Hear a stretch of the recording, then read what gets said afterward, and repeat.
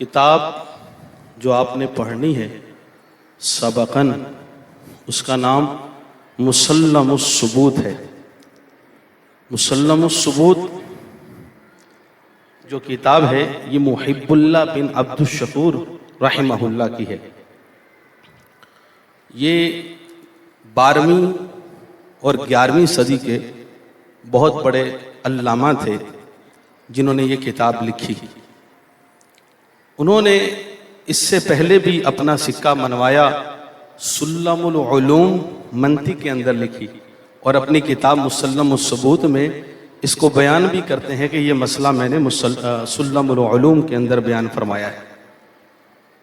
इसके लिखने का पसे मंज़र जो हमें असातिज़ा ने बयान फरमाया, उनमें से एक ये भी बयान किया जाता है कि हज़रत क्योंकि औरंगज़ेब रहमहुल्लाह के दौर के थे, तो हज़रत ने उनके पोते जो उनके रफ़ीउल क़दर नाम था, शाह आलम के बेटे थे, उनको पढ़ाते थे। तो उसमें इन्होंने उससे पहले भी इन्हें लखनऊ का, दक्कन का काजी मुकर्रर किया। तो फिर ये काबुल में उनके साथ भी गए। तो हुआ यूं कि इनको जब काजी मुकर्रर किया तो कुछ लोगों ने कहा तू तो एक मंतकी आदमी है, और मंतकी आदमी ओहदे क़ज़ा पे कैसे बैठ सकता है। तो ये कुछ इश्कालात किए। तो हज़रत ने फिर बयान मुसल्लमुस्सुबूत लिख के बताया कि हम मनक़ूल को भी बड़ा अच्छा जानते हैं। और यही एक पसे मंज़र आपकी ज़ेरे नज़र करूँगा कि शाह अब्दुल अज़ीज़ मुहद्दिस देहलवी के साथ भी ऐसा हुआ कि जब मुल्ला बहरुल उलूम अब्दुल अली रहमतुल्लाह अलैह के शागिर्दों की जब मदीने शरीफ में अब्दुल अज़ीज़ मुहद्दिस देहलवी से मुलाकात हुई, तो उनसे भी कोई ऐसा ही मुनाकशा हुआ। तो हज़रत ने फिर अरकान इस्लाम किताब लिख के बताया, जो आज अभी पहले कोयटा से छपी थी, अभी जो है ना बैरूत से बहुत ज़बरदस्त तहकीक के साथ तबाह हुई है। तो हज़रत ने जब लिख के भेजी, फरमाया कि ये पढ़िए, हम मनकूल पे भी दस्तरस रखते हैं और माकूल पे भी रखते हैं। तो ये तो इसका पसे मंज़र था जो मैंने बयान किया। हज़रत ने ये किताब 1101 के करीब लिखी।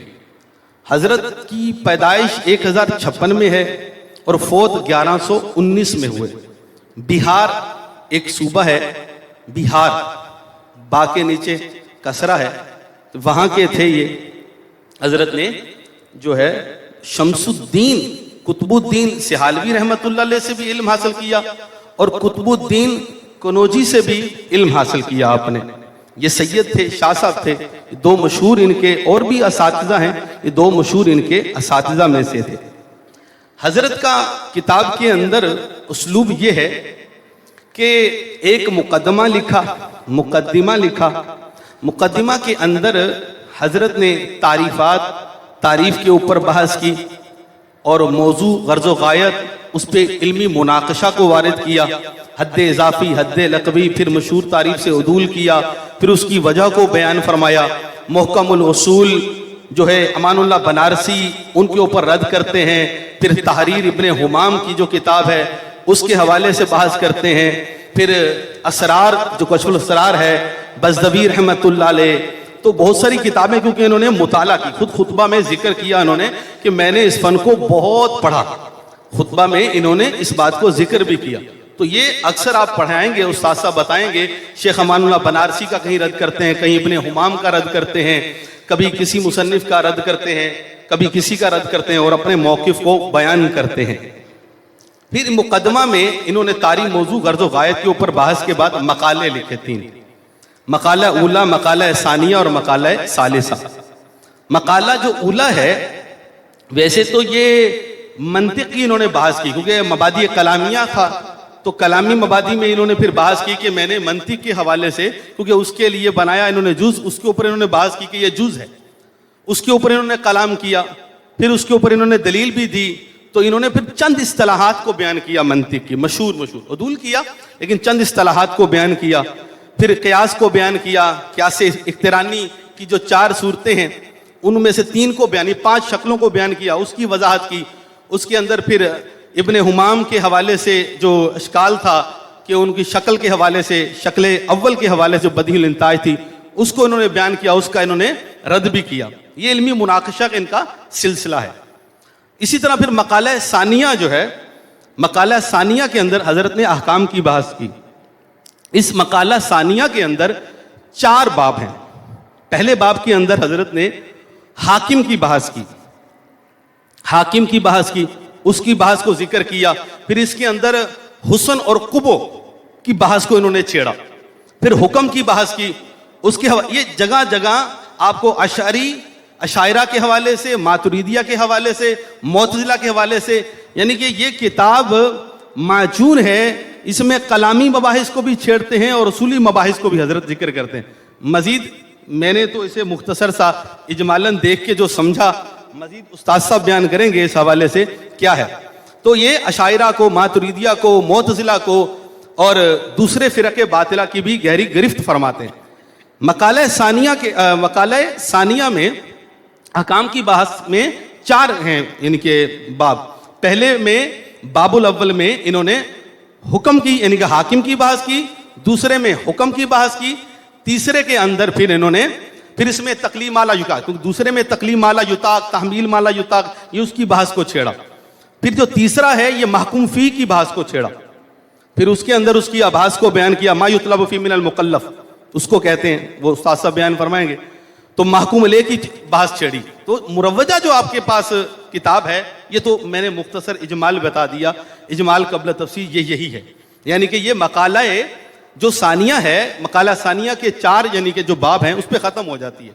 फिर मकाला सालिसा जो है ये लुग़वी अहकाम के हवाले से, उसकी इन्होंने मुकदमा बांधा। फिर हुरूफ की बहस को, सुम्मा औ उसके हवाले से इन्होंने इल्मी मुनाकशे और उसके यानी कि वजाहत की तोज़ी की। फिर ये मकाले 3 के बाद हजरत ने मकसद की तरफ आए। मकसद इन्होंने किताबुल्लाह, सुन्नत, इजमा और क़ियास को बयान फरमाया। ये 4 मकासिद हैं इसके अंदर। खातिमा लिखा। खातिमा के अंदर हजरत ने इज्तिहाद और तकलीद की बहस को जिक्र किया। इज्तिहाद और तकलीद की बहस को जिक्र किया।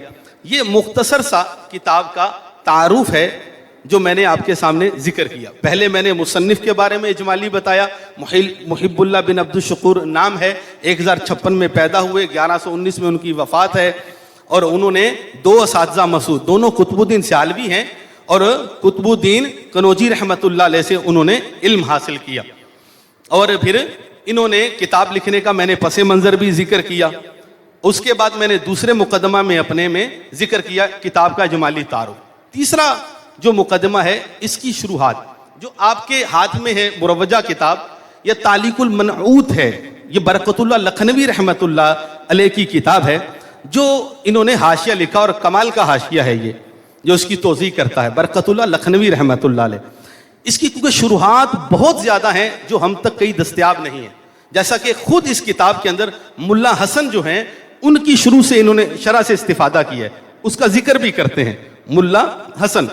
और फिर इसके अलावा भी तालिकुल मनकूब बरकतुल्लाह लखनवी ने बहुत सारी शुरुआत से, क्योंकि इन्होंने जिक्र किया, मुल्ला निज़ामुद्दीन का भी जिक्र किया, कुतुबुद्दीन का। हमारे पास तो बहुत सारी चीज़ें दस्तयाब नहीं है, मतबू नहीं है, कुछ मखतूतों की शक्ल में है और कुछ यानी कि मतबू ही नहीं है।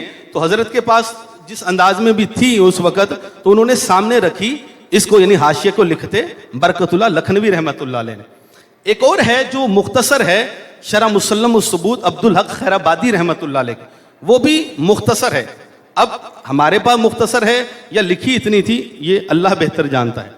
इसी तरह इसके अलावा जो है इन्होंने जिक्र किया आपके खुतबा के अंदर, मिसबाहुल बुयूत जो किताब है जो फैजुल हसन साहब ने लिखी थी, वो किताब है जो उन्होंने मुल्ला हसन और दीगर शुरू से ही इस्तिफादा किया।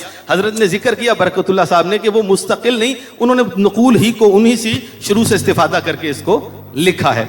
इसके अलावा एक किताब जिसका हम जिक्र ना करें कुलूब को तस्कीन नहीं मिलती, वो है मेरे सैयदी व इमामी व मलजाई मौलाई इमाम अहमद रज़ा का हाशिया, जो मलकुतुर रहमूत के नाम से है, मुसल्लम सबूत के ऊपर। और आला हजरत रहमतुल्लाह अलैह ने 16 साल की उम्र में आता है कि वो हाशिया लिखा। आला हजरत रहमतुल्लाह अलैह के जो अरबी हवाशी हैं, सबसे सगीम जो हाशिया है वो मुसल्लम सबूत के ऊपर है। और जो मुख्तलिफ लाइब्रेरियों के अंदर मौजूद है। इंडिया में एक बुजुर्ग हैं, वो इस पे काम भी कर रहे थे, कहाँ तक पहुँचा वल्लाहु आलम।